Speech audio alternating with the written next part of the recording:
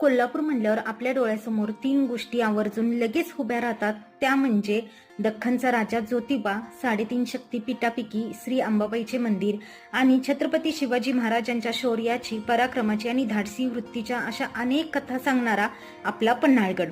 तसे तर पन्हाळगड आम्ही खूप वेळा पाहिला आहे, पण मुलांच्या सुट्टीच्या वेळी आम्ही एकदा तरी पन्हाळगडाला भेट देतोच। पन्हाळगडाचे तुम्ही खूप सारे व्हिडिओ पाहिले असतीलच, पण हे नवीन झालेले उद्यान अद्यापही कुणी बघितले नसेल।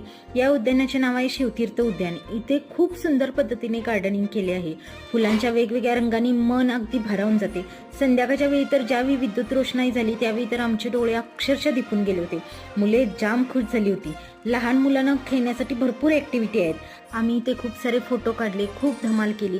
तर तुम्ही पण ह्या सुंदर उद्यानाला नक्कीच भेट द्या। आणि महत्त्वाचे म्हणजे इथे कोणतेही शुल्क आकारले जात नाहीत।